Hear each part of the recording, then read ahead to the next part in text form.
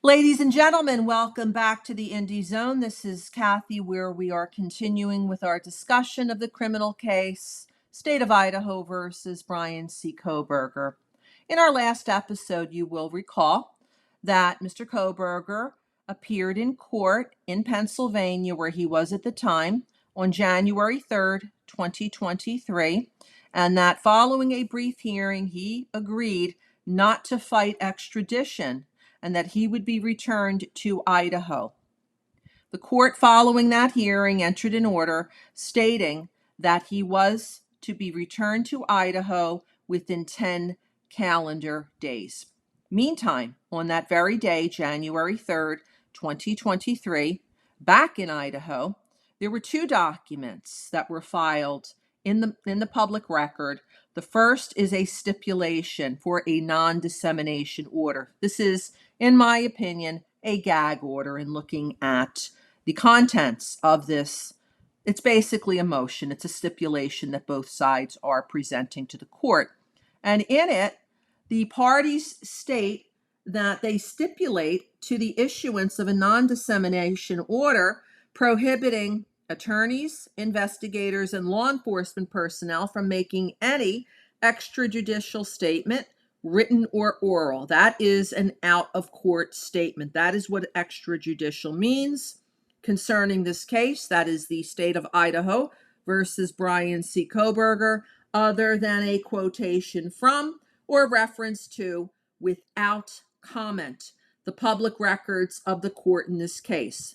It goes on to state that this stipulation, signed by Mr. Thompson on behalf of the state of Idaho and Ms. Taylor on behalf of Brian C. Kohberger, is based on the Sixth Amendment and the defendants and the state's interests under both the Idaho and U.S. Constitution. And then it goes on to say that the court has a constitutional duty to ensure that these things occur. What is not stated here, however, is the public's right to have access to criminal proceedings. That is also constitutional in nature.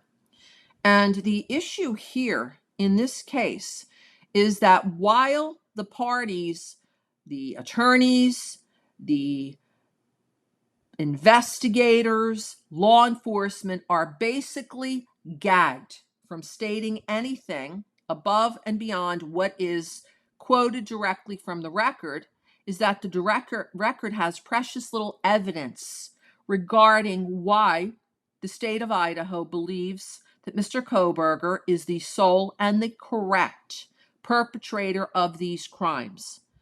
All of the filings that have been submitted that talk about evidence, virtually all, are beyond the public's domain. They have been filed under seal, and there are orders after orders in this case over the past year and a half that state that these records, this information is quote unquote temporarily sealed. Now, if an order is entered in January or February of 2023 to be temporarily sealing evidence, and it is now May 30th, 2024, and none of those temporary sealings have been lifted, and there are further orders that were entered last month and this month, April and May 2024, directing that other matters and proceedings be sealed. That sounds more permanent than temporary, in my opinion.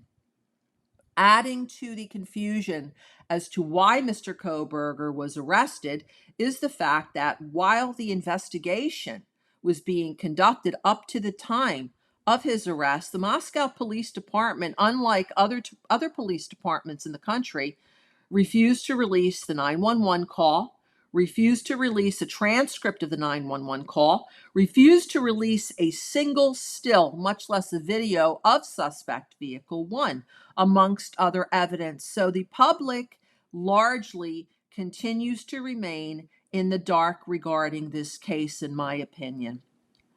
You can read the documents from the court file if you follow the instructions in the description of this podcast today. Please join us next time where we will continue our discussion of this case. Thank you for joining us.